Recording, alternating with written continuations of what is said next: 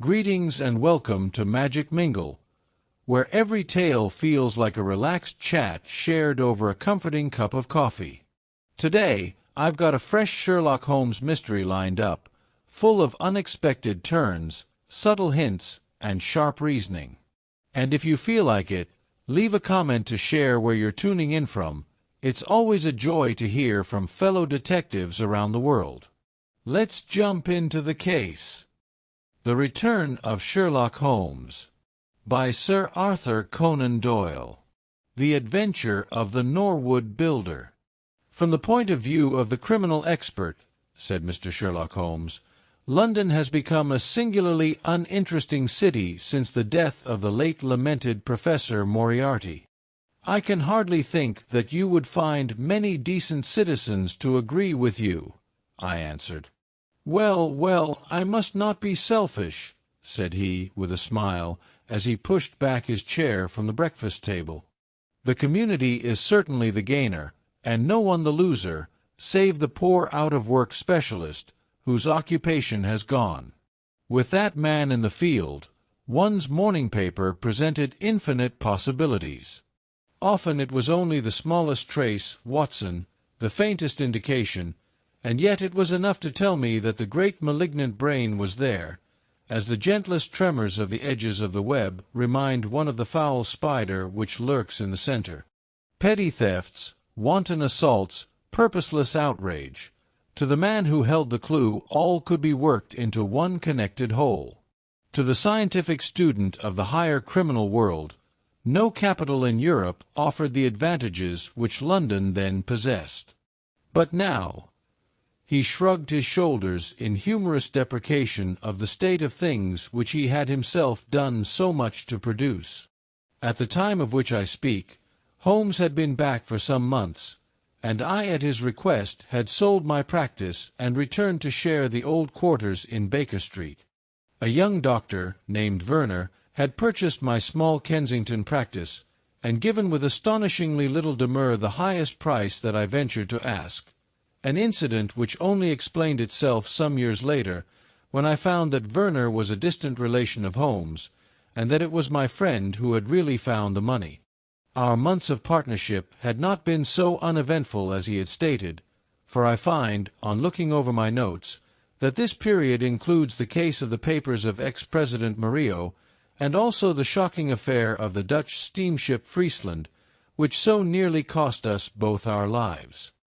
His cold and proud nature was always averse, however, from anything in the shape of public applause, and he bound me in the most stringent terms to say no further word of himself, his methods, or his successes, a prohibition which, as I have explained, has only now been removed. Mr. Sherlock Holmes was leaning back in his chair after his whimsical protest, and was unfolding his morning paper in a leisurely fashion, when our attention was arrested by a tremendous ring at the bell, followed immediately by a hollow drumming sound, as if someone were beating on the outer door with his fist.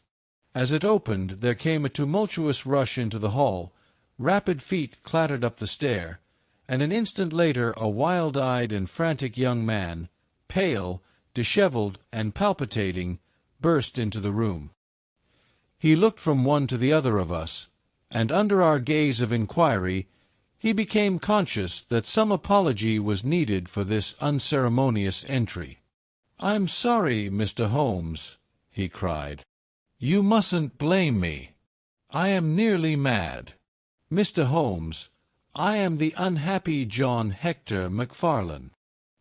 He made the announcement as if the name alone would explain both his visit and its manner, but I could see, by my companion's unresponsive face, that it meant no more to him than to me. "Have a cigarette, Mr. MacFarlane," said he, pushing his case across. "I am sure that, with your symptoms, my friend Dr. Watson here would prescribe a sedative. The weather has been so very warm these last few days.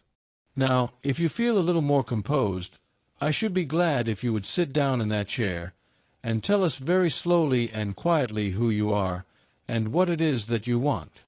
You mentioned your name, as if I should recognize it, but I assure you that, beyond the obvious facts that you are a bachelor, a solicitor, a Freemason, and an asthmatic, I know nothing whatever about you. Familiar as I was with my friend's methods, it was not difficult for me to follow his deductions, and to observe the untidiness of attire, the sheaf of legal papers, the watch-charm, and the breathing which had prompted them. Our client, however, stared in amazement. "Yes, I am all that, Mr. Holmes, and, in addition, I am the most unfortunate man at this moment in London. For heaven's sake, don't abandon me, Mr. Holmes. If they come to arrest me before I have finished my story, make them give me time, so that I may tell you the whole truth. I could go to jail happy if I knew that you were working for me outside." "Arrest you?" said Holmes. "This is really most Grady, most interesting. On what charge do you expect to be arrested?" "Upon the charge of murdering Mr. Jonas Oldacre, of Lower Norwood." My companion's expressive face showed a sympathy which was not, I am afraid, entirely unmixed with satisfaction. "Dear me," said he, "it was only this moment at breakfast that I was saying to my friend, Dr. Watson, that sensational cases had disappeared out of our papers." Our visitor stretched forward a quivering hand and picked up the Daily Telegraph, which still lay upon Holmes's knee. "If you had looked at it, sir, you would have seen at a glance what the errand is on which I have come to you this morning. I feel as if my name and my misfortune must be in every man's mouth." He turned it over to expose the central page. "Here it is, and with your permission I will read it to you. Listen to this, Mr. Holmes. The headlines are, 'Mysterious Affair at Lower Norwood. Disappearance of a well-known builder. Suspicion of murder and arson. A clue to the criminal.' That is the clue which they are already following, Mr. Holmes, and I know that it leads infallibly to me. I have been followed from London Bridge Station, and I am sure that they are only waiting for the warrant to arrest me. It will break my mother's heart. It will break her heart." He wrung his hands in an agony of apprehension, and swayed backward and forward in his chair. I looked with interest upon this man, who was accused of being the perpetrator of a crime of violence. He was flaxen-haired and handsome, in a washed-out negative fashion, with frightened blue eyes, and a clean-shaven face, with a weak, sensitive mouth. His age may have been about 27, his dress and bearing that of a gentleman. From the pocket of his light summer overcoat protruded the bundle of endorsed papers which proclaimed his profession. "We must use what time we have," said Holmes. "Watson, would you have the kindness to take the paper and to read the paragraph in question?" Underneath the vigorous headlines which our client had quoted, I read the following suggestive narrative. "Late last night, or early this morning, an incident occurred at Lower Norwood which points, it is feared, to a serious crime. Mr. Jonas Oldacre is a well-known resident of that suburb, where he has carried on his business as a builder for many years. Mr. Oldacre is a bachelor, 52 years of age, and lives in Deepdean House, at the Sydenham end of the road of that name. He has had the reputation of being a man of eccentric habits, secretive and retiring. For some years he has practically withdrawn from the business, in which he is said to have amassed considerable wealth. A small timber yard still exists, however, at the back of the house, and last night, about 12 o'clock, an alarm was given that one of the stacks was on fire. The engines were soon upon the spot, but the dry wood burned with great fury, and it was impossible to arrest the conflagration until the stack had been entirely consumed. Up to this point the incident bore the appearance of an ordinary accident, but fresh indications seemed to point to serious crime.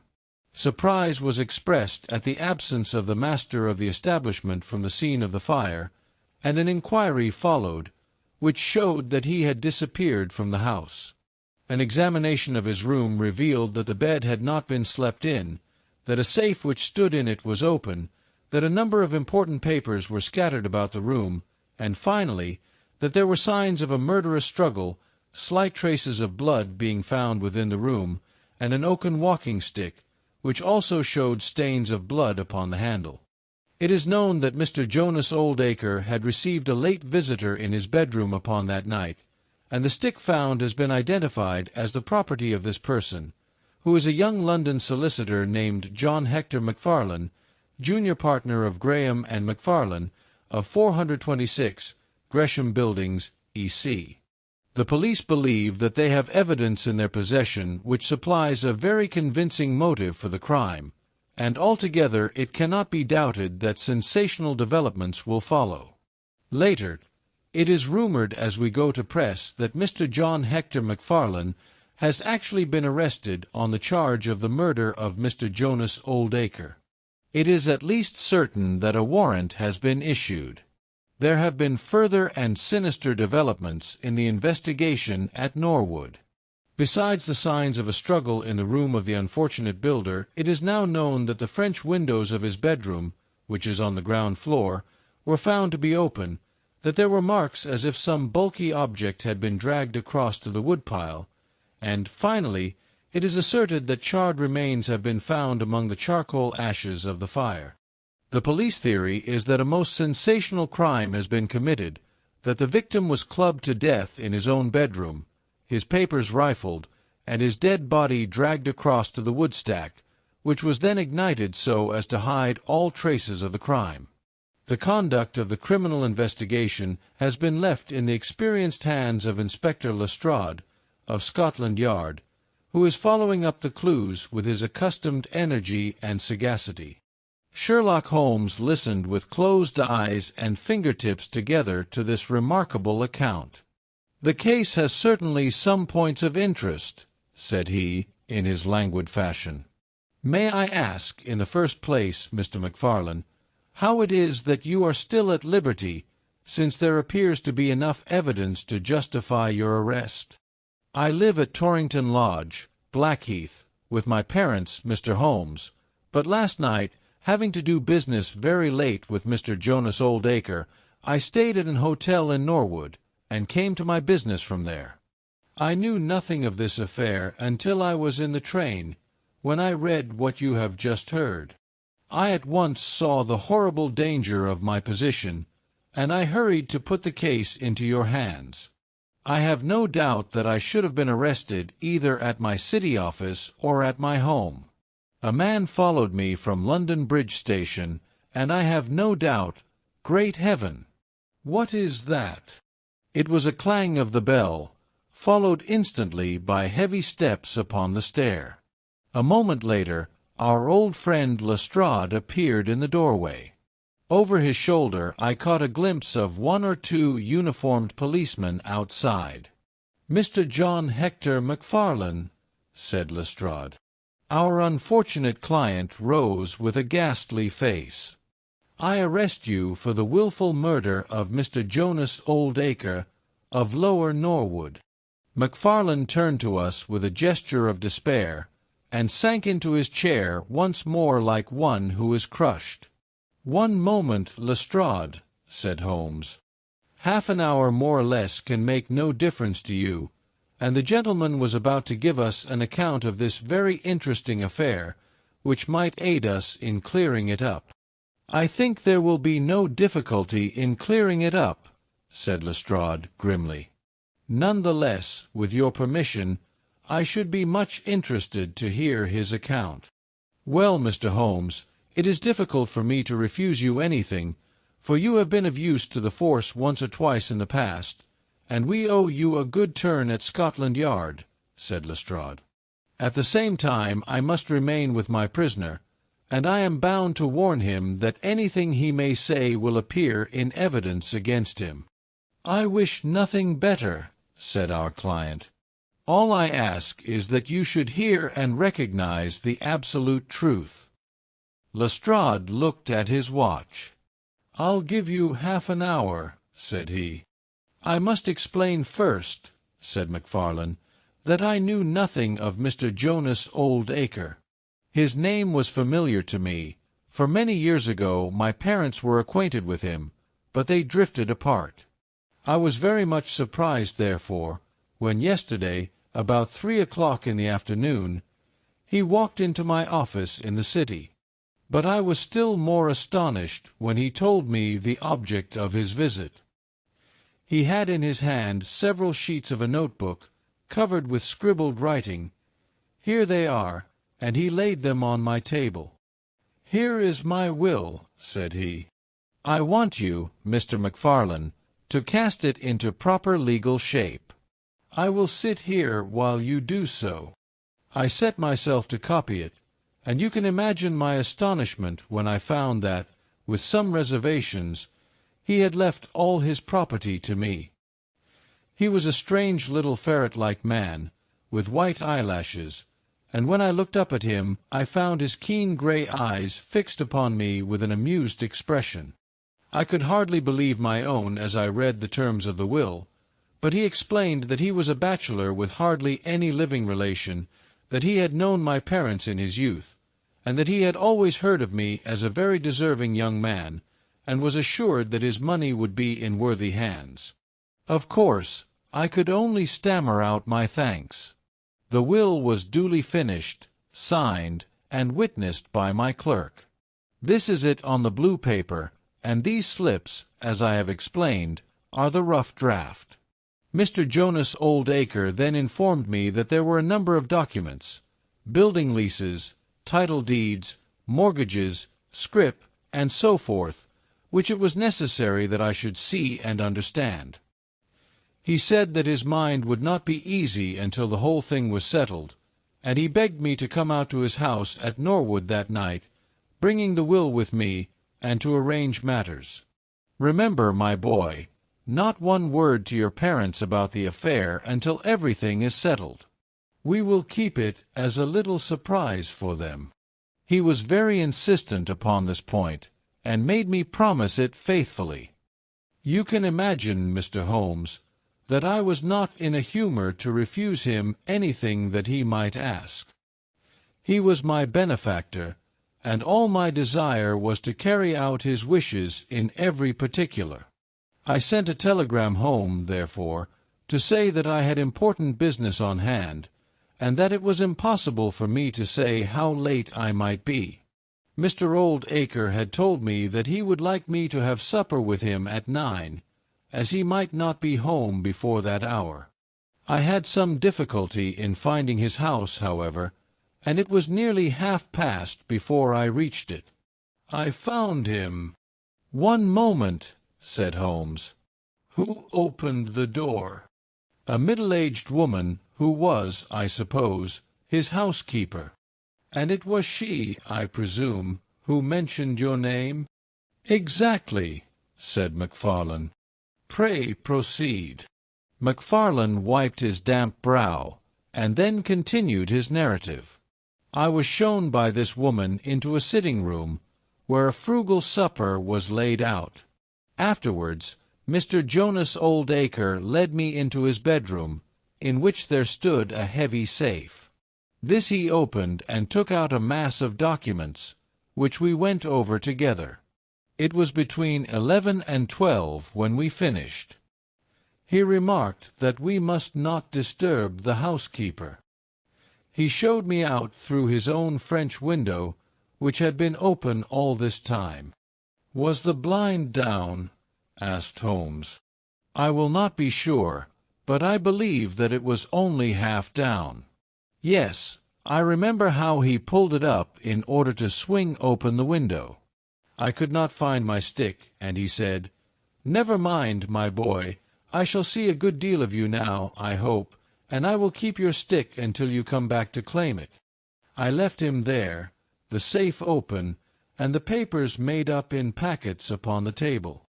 It was so late that I could not get back to Blackheath, so I spent the night at the Annerley Arms, and I knew nothing more until I read of this horrible affair in the morning." "Anything more that you would like to ask, Mr. Holmes?" said Lestrade, whose eyebrows had gone up once or twice during this remarkable explanation. "Not until I have been to Blackheath." "You mean to Norwood," said Lestrade. "Oh, yes, no doubt that is what I must have meant," said Holmes, with his enigmatical smile. Lestrade had learned by more experiences than he would care to acknowledge that that brain could cut through that which was impenetrable to him. I saw him look curiously at my companion. "I think I should like to have a word with you presently, Mr. Sherlock Holmes," said he. "Now, Mr. MacFarlane, 2 of my constables are at the door, and there is a 4-wheeler waiting." The wretched young man arose, and with a last beseeching glance at us walked from the room. The officers conducted him to the cab, but Lestrade remained. Holmes had picked up the pages which formed the rough draft of the will, and was looking at them with the keenest interest upon his face. "There are some points about that document, Lestrade, are there not?" said he, pushing them over. The official looked at them with a puzzled expression. "I can read the first few lines, and these in the middle of the second page, and 1 or 2 at the end. Those are as clear as print," said he, "but the writing in between is very bad, and there are 3 places where I cannot read it at all." "What do you make of that?" said Holmes.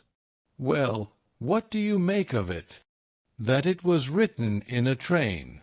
The good writing represents stations, the bad writing movement, and the very bad writing passing over points. A scientific expert would pronounce at once that this was drawn up on a suburban line, since nowhere save in the immediate vicinity of a great city could there be so quick a succession of points. Granting that his whole journey was occupied in drawing up the will, then the train was an express, only stopping once between Norwood and London Bridge." Lestrade began to laugh. "You are too many for me when you begin to get on your theories, Mr. Holmes," said he. "How does this bear on the case?" "Well, it corroborates the young man's story to the extent that the will was drawn up by Jonas Oldacre in his journey yesterday. It is curious, is it not, that a man should draw up so important a document in so haphazard a fashion? It suggests that he did not think it was going to be of much practical importance. If a man drew up a will which he did not intend ever to be effective, he might do it so." "Well, he drew up his own death warrant at the same time," said Lestrade. "Oh, you think so, don't you? Well, it is quite possible, but the case is not clear to me yet." "Not clear? Well, if that isn't clear, what could be clearer? Here is a young man who learns suddenly that, if a certain older man dies, he will succeed to a fortune. What does he do? He says nothing to anyone, but he arranges that he shall go out on some pretext to see his client that night. He waits until the only other person in the house is in bed, and then in the solitude of a man's room he murders him, burns his body in the woodpile, and departs to a neighboring hotel. The blood-stains in the room and also on the stick are very slight. It is probable that he imagined his crime to be a bloodless one, and hoped that if the body were consumed it would hide all traces of the method of his death, traces which, for some reason, must have pointed to him. Is not all this obvious?" "It strikes me, my good Lestrade, as being just a trifle too obvious," said Holmes. "You do not add imagination to your other great qualities, but if you could for one moment put yourself in the place of this young man, would you choose the very night after the will had been made to commit your crime? Would it not seem dangerous to you to make so very close a relation between the 2 incidents? Again, would you choose an occasion when you are known to be in the house, when a servant has let you in? And, finally, would you take the great pains to conceal the body, and yet leave your own stick as a sign that you were the criminal? Confess, Lestrade, that all this is very unlikely. As to the stick, Mr. Holmes, you know as well as I do that a criminal is often flurried, and does such things which a cool man would avoid. He was very likely afraid to go back to the room. Give me another theory that would fit the facts." "I could very easily give you half a dozen," said Holmes. "Here, for example, is a very possible and even probable one. I make you a free present of it. The older man is showing documents which are of evident value. A passing tramp sees them through the window, the blind of which is only half down. Exit the solicitor. Enter the tramp. He seizes a stick, which he observes there, kills old Acre, and departs after burning the body. Why should the tramp burn the body? For the matter of that, why should Macfarlane? To hide some evidence. Possibly the tramp wanted to hide that any murder at all had been committed. And why did the tramp take nothing? Because they were papers that he could not negotiate." Lestrade shook his head, though it seemed to me that his manner was less absolutely assured than before. "Well, Mr. Sherlock Holmes, you may look for your tramp, and while you are finding him we will hold on to our man. The future will show which is right. Just notice this point, Mr. Holmes, that so far as we know, none of the papers were removed, and that the prisoner is the one man in the world who had no reason for removing them, since he was heir at law, and would come into them in any case." My friend seemed struck by this remark. "I don't mean to deny that the evidence is in some ways very strongly in favor of your theory," said he. "I only wish to point out that there are other theories possible. As you say, the future will decide. Good morning. I dare say that in the course of the day I shall drop in at Norwood and see how you are getting on." When the detective departed, my friend rose and made his preparations for the day's work with the alert air of a man who has a congenial task before him. "My first movement, Watson," said he, as he bustled into his frock-coat, "must, as I said, be in the direction of Blackheath. And why not Norwood? Because we have in this case one singular incident coming close to the heels of another singular incident.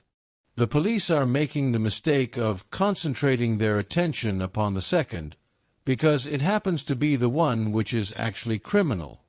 But it is evident to me that the logical way to approach the case is to begin by trying to throw some light upon the first incident, the curious will, so suddenly made, and to so unexpected an heir. It may do something to simplify what followed. No, my dear fellow, I don't think you can help me. There is no prospect of danger, or I should not dream of stirring out without you. I trust that when I see you in the evening, I will be able to report that I have been able to do something for this unfortunate youngster, who has thrown himself upon my protection." It was late when my friend returned, and I could see, by a glance at his haggard and anxious face, that the high hopes with which he had started had not been fulfilled. For an hour he droned away upon his violin, endeavoring to soothe his own ruffled spirits. At last he flung down the instrument, and plunged into a detailed account of his misadventures. "It's all going wrong, Watson, all as wrong as it can go." I kept a bold face before Lestrade, but, upon my soul, I believe that for once the fellow is on the right track and we are on the wrong. All my instincts are one way, and all the facts are the other, and I much fear that British juries have not yet attained that pitch of intelligence when they will give the preference to my theories over Lestrade's facts. "Did you go to Blackheath?" "Yes, Watson, I went there, and I found very quickly that the late lamented old Acre was a pretty considerable blackguard. The father was away in search of his son. The mother was at home, a little fluffy, blue-eyed person, in a tremor of fear and indignation. Of course, she would not admit even the possibility of his guilt. But she would not express either surprise or regret over the fate of old Acre. On the contrary, She spoke of him with such bitterness that she was unconsciously considerably strengthening the case of the police for, of course, if her son had heard her speak of the man in this fashion, it would predispose him towards hatred and violence. "He was more like a malignant and cunning ape than a human being," said she, "and he always was, ever since he was a young man." "You knew him at that time?" said I. "Yes, I knew him well, in fact. He was an old suitor of mine. Thank heaven that I had the sense to turn away from him and to marry a better, if poorer, man. I was engaged to him, Mr. Holmes, when I heard a shocking story of how he had turned a cat loose in an aviary, and I was so horrified at his brutal cruelty that I would have nothing more to do with him." She rummaged in a bureau, and presently she produced a photograph of a woman, shamefully defaced and mutilated with a knife.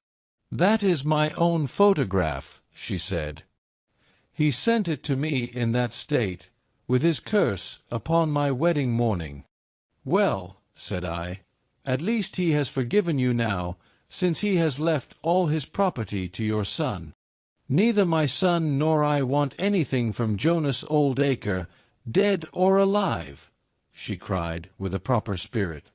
"There is a God in heaven, Mr. Holmes, and that same God who has punished that wicked man will show, in his own good time, that my son's hands are guiltless of his blood."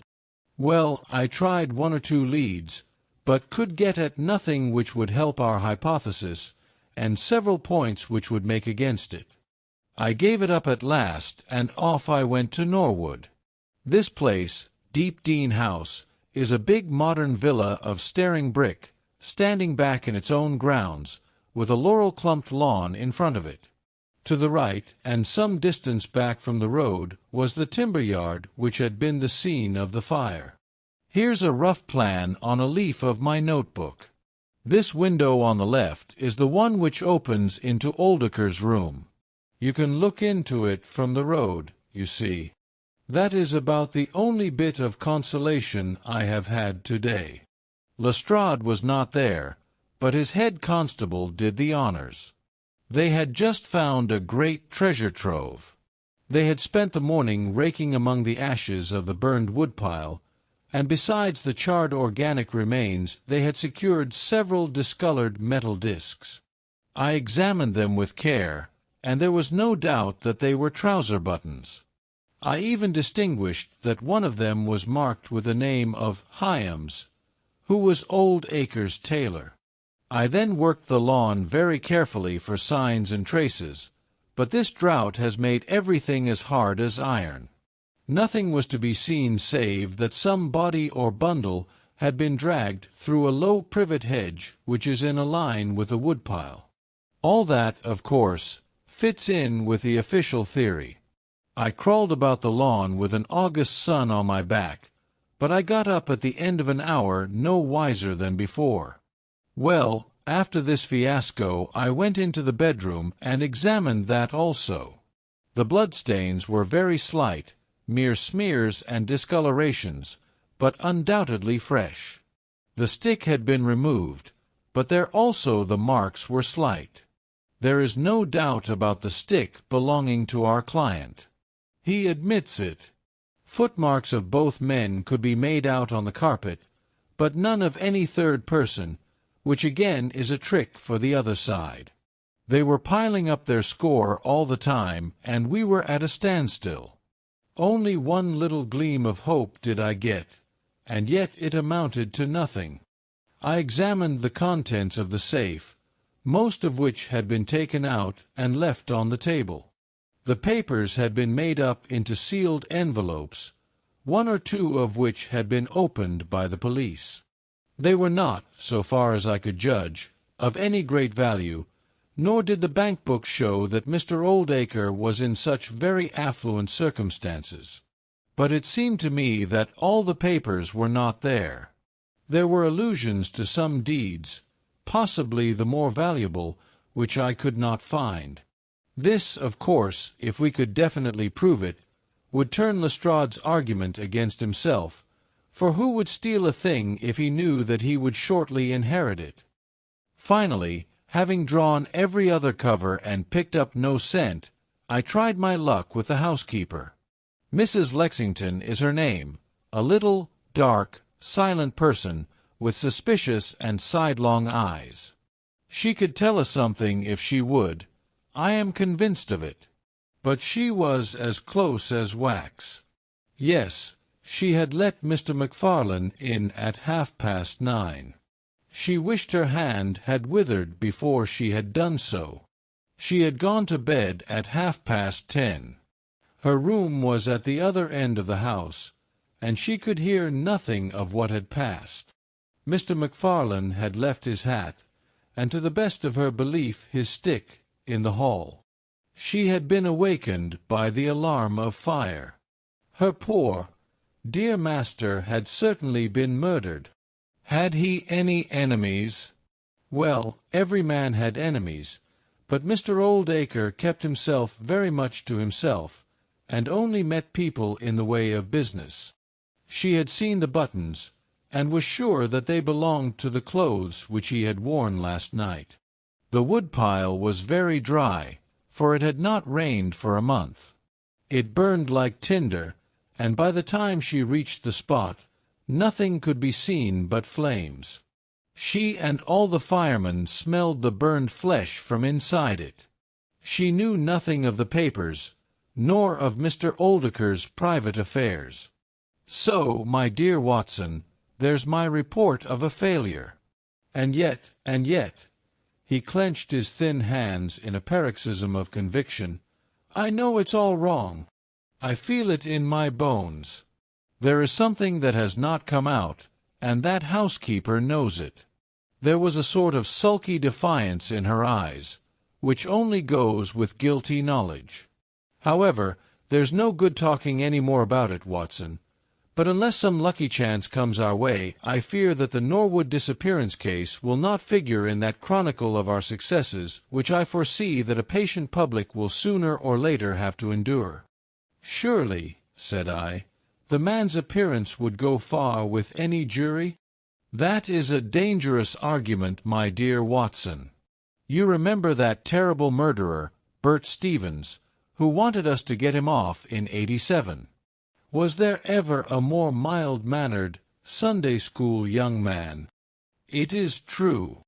Unless we succeed in establishing an alternative theory, this man is lost. You can hardly find a flaw in the case which can now be presented against him, and all further investigation has served to strengthen it.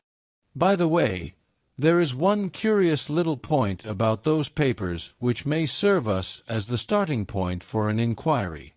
On looking over the bank book, I found that the low state of the balance was principally due to large checks which have been made out during the last year to Mr. Cornelius. I confess that I should be interested to know who this Mr. Cornelius may be with whom a retired builder has such very large transactions. Is it possible that he has had a hand in the affair? Cornelius might be a broker, but we have found no scrip to correspond with these large payments. Failing any other indication, my researches must now take the direction of an inquiry at the bank for the gentleman who has cashed these checks. But I fear, my dear fellow, that our case will end ingloriously by Lestrade hanging our client, which will certainly be a triumph for Scotland Yard. I do not know how far Sherlock Holmes took any sleep that night, but when I came down to breakfast I found him pale and harassed, his bright eyes the brighter for the dark shadows round them. The carpet round his chair was littered with cigarette ends and with the early editions of the morning papers. An open telegram lay upon the table. "What do you think of this, Watson?" he asked, tossing it across. It was from Norwood, and ran as follows. Important fresh evidence to hand. MacFarlane's guilt definitely established. Advise you to abandon case. Lestrade. This sounds serious, said I. It is Lestrade's little cock-a-doodle of victory, Holmes answered, with a bitter smile. And yet it may be premature to abandon the case. After all, Important fresh evidence is a two-edged thing, and may possibly cut in a very different direction to that which Lestrade imagines. Take your breakfast, Watson, and we will go out together and see what we can do. I feel as if I shall need your company and your moral support today." My friend had no breakfast himself, for it was one of his peculiarities that in his more intense moments he would permit himself no food, and I have known him presume upon his iron strength until he has fainted from pure inanition. "At present I cannot spare energy and nerve force for digestion," he would say in answer to my medical remonstrances. I was not surprised, therefore, when this morning he left his untouched meal behind him and started with me for Norwood. A crowd of morbid sightseers were still gathered round Deepdene House, which was just such a suburban villa as I had pictured.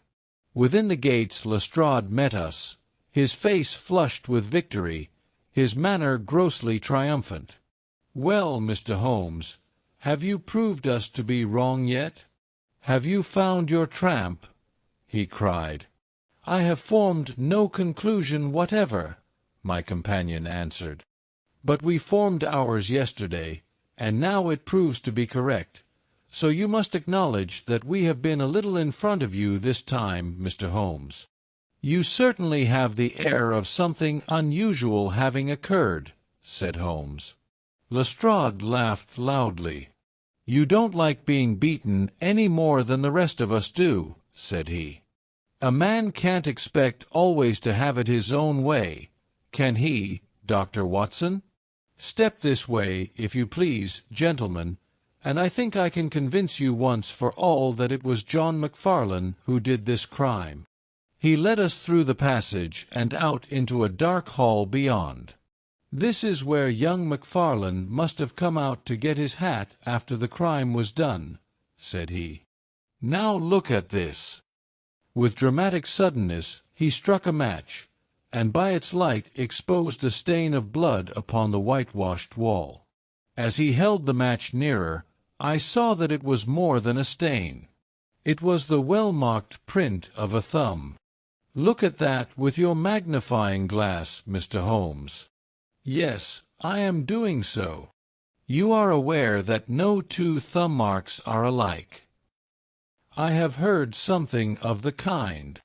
"Well, then, will you please compare that print with this wax impression of young McFarlane's right thumb, taken by my orders this morning?" As he held the waxen print close to the bloodstain, it did not take a magnifying glass to see that the two were undoubtedly from the same thumb. It was evident to me that our unfortunate client was lost. "That is final," said Lestrade. "Yes, that is final," I involuntarily echoed. "It is final," said Holmes.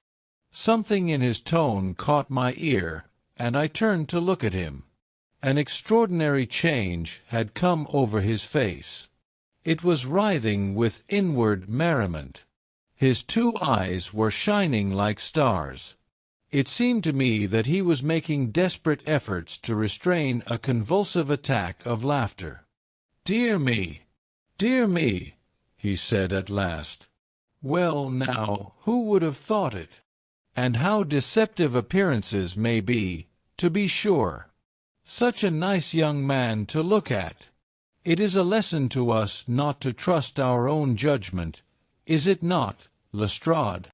"Yes, some of us are a little too much inclined to be cocksure, Mr. Holmes," said Lestrade. The man's insolence was maddening, but we could not resent it. What a providential thing that this young man should press his right thumb against the wall in taking his hat from the peg. Such a very natural action, too, if you come to think of it. Holmes was outwardly calm, but his whole body gave a wriggle of suppressed excitement as he spoke. "By the way, Lestrade, who made this remarkable discovery?"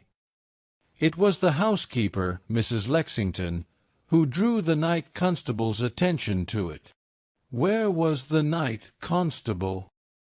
"He remained on guard in the bedroom where the crime was committed, so as to see that nothing was touched." But why didn't the police see this mark yesterday? Well, we had no particular reason to make a careful examination of the hall. Besides, it's not in a very prominent place, as you see. No, no, of course not. I suppose there is no doubt that the mark was there yesterday. Lestrade looked at Holmes as if he thought he was going out of his mind.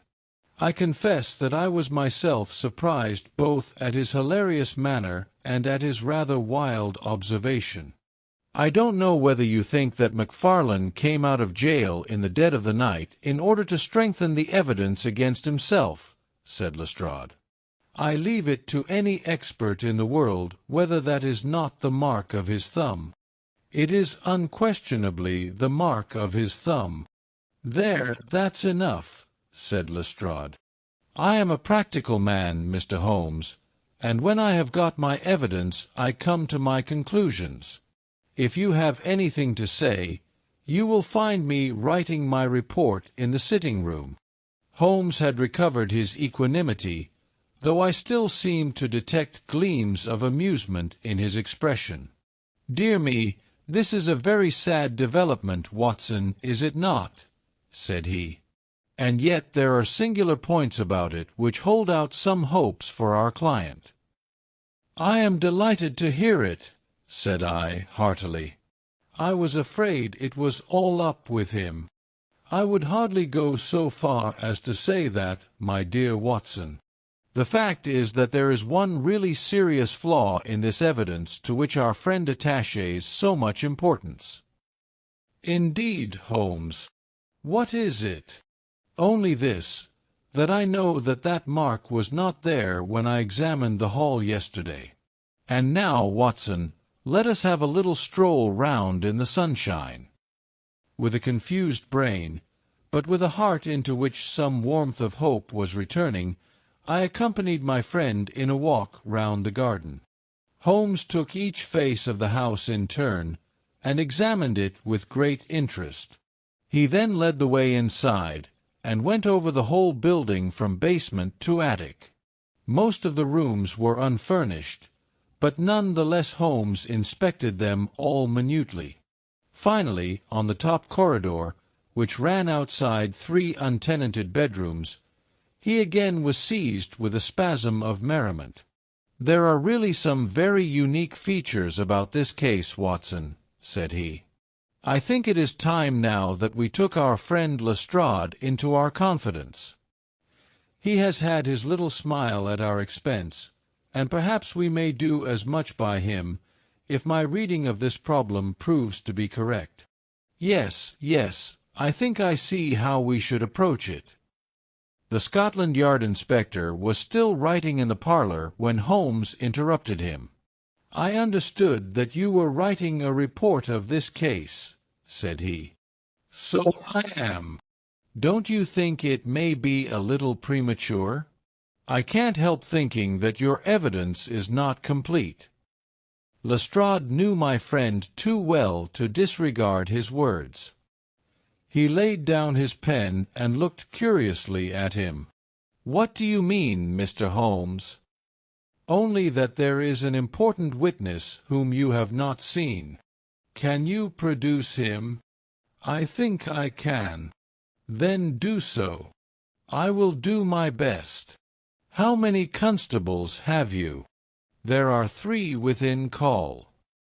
"Excellent," said Holmes.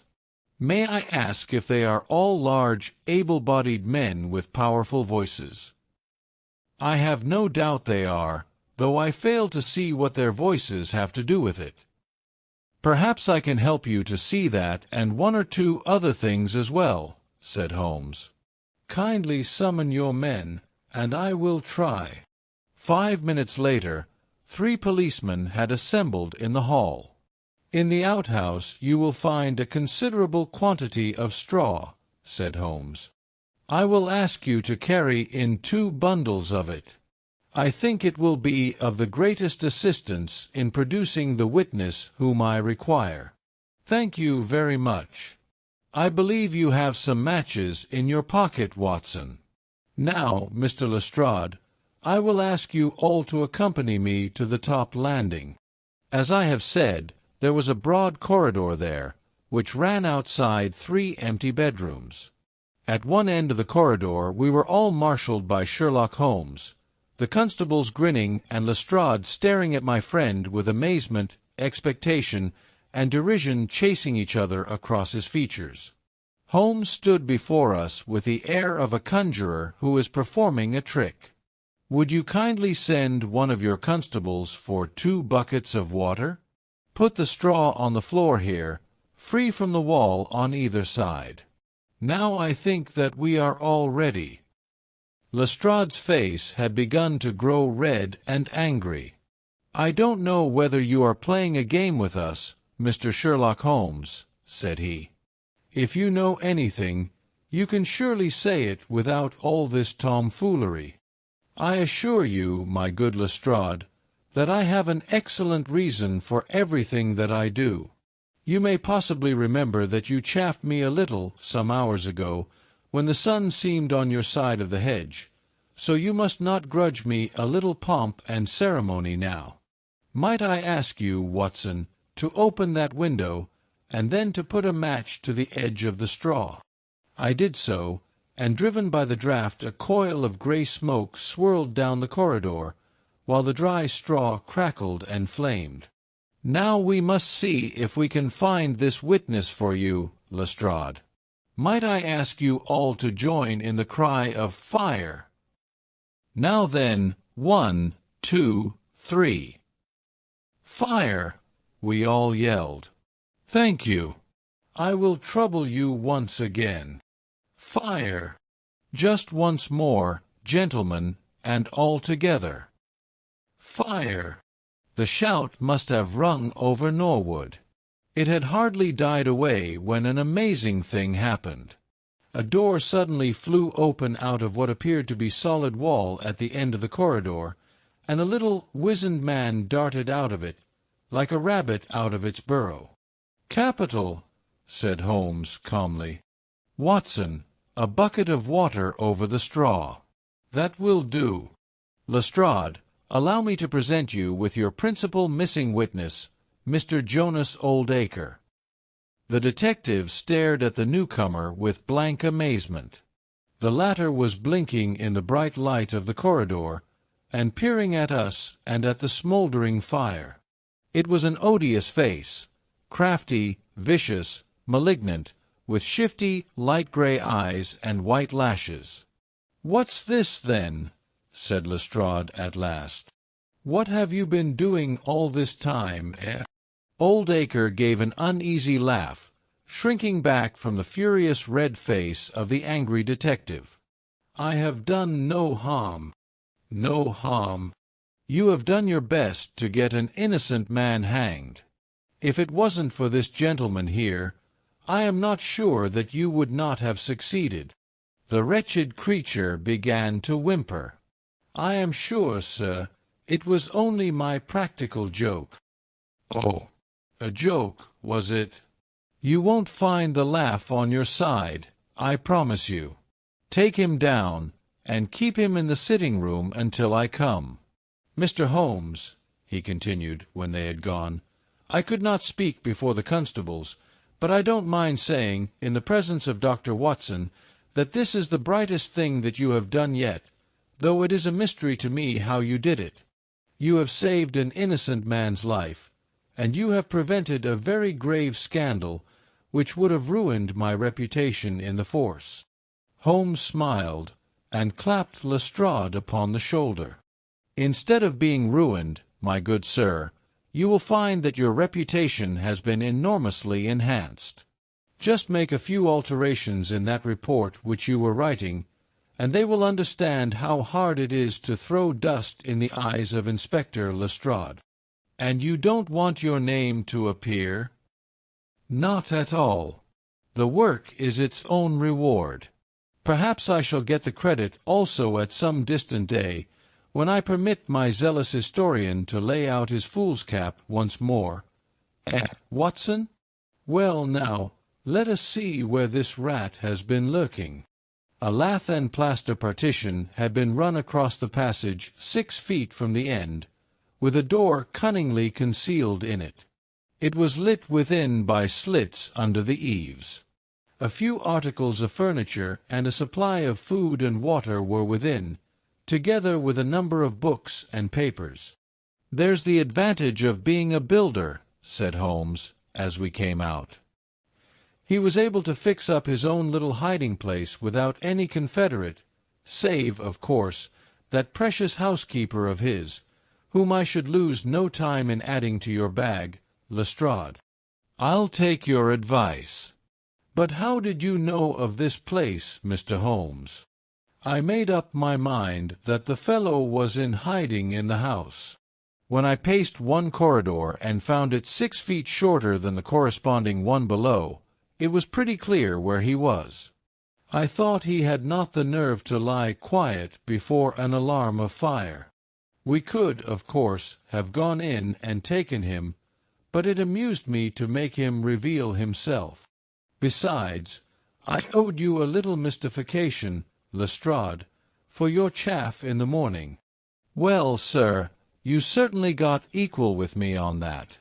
But how in the world did you know that he was in the house at all?" "The thumb mark, Lestrade.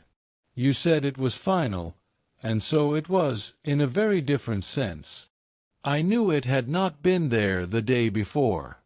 I pay a good deal of attention to matters of detail, as you may have observed, and I had examined the hall, and was sure that the wall was clear. Therefore, it had been put on during the night." "But how?" "Very simply. When those packets were sealed up, Jonas Oldacre got MacFarlane to secure one of the seals by putting his thumb upon the soft wax. It would be done so quickly and so naturally that I dare say the young man himself has no recollection of it. Very likely it just so happened, and Oldacre had himself no notion of the use he would put it to. Brooding over the case in that den of his, it suddenly struck him what absolutely damning evidence he could make against MacFarlane by using that thumb mark. It was the simplest thing in the world for him to take a wax impression from the seal, to moisten it in as much blood as he could get from a pinprick, and to put the mark upon the wall during the night, either with his own hand or with that of his housekeeper.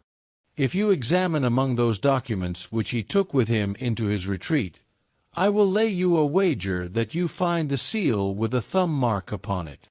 "Wonderful," said Lestrade. "Wonderful. It's all as clear as crystal, as you put it.